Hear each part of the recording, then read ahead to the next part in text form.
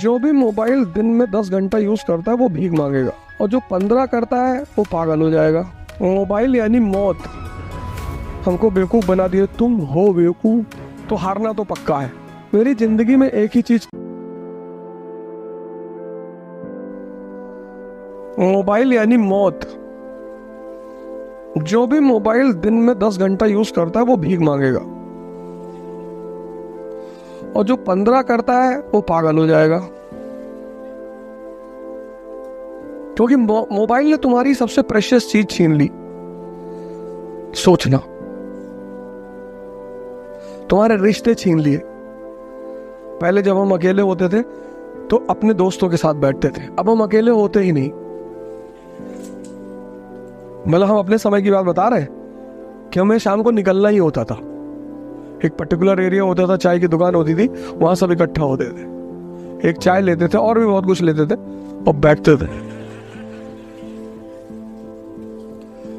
थे और डिस्कस करते थे, एक दूसरे से बात करते थे, कंपनी देते थे, एक दूसरे को मोटिवेट करते थे, एक दूसरे की परेशानी में हिस्सेदारी करते थे। ये दोस्ती का मतलब होता था।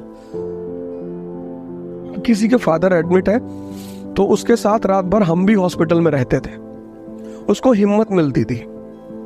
तो जब हमारे फादर बीमार हुए तो वो लोग हमारे साथ हॉस्पिटल में रहे, इसको भाईचारा कहते थे। मोबाइल ने वो सब मार दिया, मोबाइल ने वो सब मार दिया, सब खत्म कर दिया। आपको जरूरत ही नहीं जब तक आप क्रिटिकल कंडीशन में नहीं आएंगे। भाई आप किसी के पास कब जाएंगे? जब आपको किसी की जरूरत है। मोबाइल ने आपकी जो जरूरत है दूसरों की वो खत्म कर दिया। और सबसे बड़ा झटका दिया, हम कभी क्लास में मोबाइल लेके नहीं आते, कभी। इतनी इज्जत दिया इस प्रोफेशन ने, इतना पैसा दिया और दिए ही जा रहा है, कंपनी पे कंपनी छोड़े जा रहे हैं। बहुत लोग कह रहे थे कि इकरा में नहीं पढ़ाएंगे, अनअकैडमी में चले गए। इकरा मेरी कंपनी है, पढ़ाने ना पढ़ाने का सवाल ही नहीं उठता। अनअकैडमी वाले ज्यादा पैसा दे रहे थे। तो दिल्ली में जितनी कोचिंग है वो संत थोड़ी है सब, वो भी 2-2 हजार करोड़ रुपए कमाई है। संकल्प में हम पढ़ाते थे, वो एनजीओ थी, उसको आज तक नहीं छोड़े। वो 200 रुपए घंटा देती थी पढ़ाने के लिए, वहां आज भी पढ़ाने आते हैं। अब तो खैर नहीं चलती, लेकिन जब उन्होंने बुलाया तब मैं पढ़ाने गया। अब जो आदमी 2000 करोड़ रुपया कोचिंग इंडस्ट्री से कमाए, अगर वो मेरे ऊपर इल्जाम लगाए कि अवधोजा ने पैसे के लिए कोचिंग छोड़ दी, और मैं तो छोड़ूंगा। मेरी जिंदगी में एक ही चीज क्लियर है, मेरे कॉन्सेप्ट्स। मुझे पता है ये सारी दुनिया कुछ भी बोले। जहां मैंने एक बोरा नोट रखा वैन में और लुटाना शुरू किया। तो उससे परसों मुझसे पूछे करप्शन कैसे खत्म होगा? इस देश के आईएएस अधिकारी, पॉलिटिशियन बहुत करप्ट हैं। बिल्कुल नहीं करप्ट हैं। इस देश के सबसे अच्छे हैं इस देश के अधिकारी और राजनीतिज्ञ। तो फिर करप्ट कौन है? जनता। 1000-1000, 2-2 हजार रुपए लेके वोट देते हो, तो जो आदमी इन्वेस्टमेंट करेगा वो अपना पैसा वापस नहीं लेगा। इन्वेस्टमेंट का मतलब क्या होता है? प्रॉफिट। फिर चिल्ला रहे हो, हमको बेवकूफ बना दिए, तुम हो बेवकूफ। जब तक इस देश का आदमी शराब और पैसे के बदले में वोट देना नहीं छोड़ेगा, तब तक इस देश में करप्शन कभी नहीं खत्म होगा। तो इस तरह से करप्शन इस देश की जनता में है,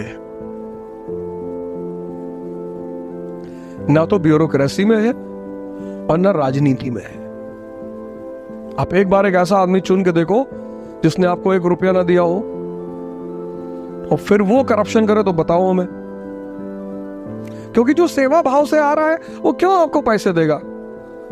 जैसे हमसे कोई कह दे कि इलेक्शन लड़ जाओ, पहले तुम लड़ेंगे नहीं, लेकिन अगर लड़ जाए तो हारना तो पक्का है।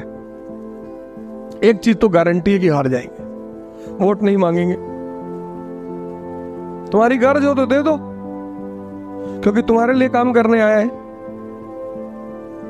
अब तुमको पढ़ाने आए, तुमको रास्ता बताने आए, तुम्हारा ही पैर छुए कि स्टूडेंट नाराज बाहर में जाओ, भाग जाओ, हटो यहां से।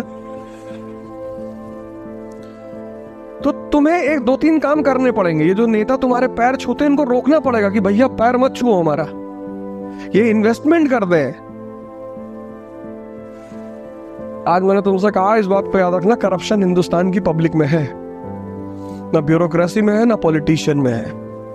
जिस दिन इस देश की जनता पैसा लेकर और दारू छोड़कर वोट देना शुरू कर देगी, कोई नेता, कोई अधिकारी एक पैसा किसी से नहीं लेगा। एक एक इलेक्शन में 20-20, 25-25, 30-30 करोड़ रुपए खर्चे होते हैं, तो जिसने घर से पैसा लगाया वो निकालेगा नहीं।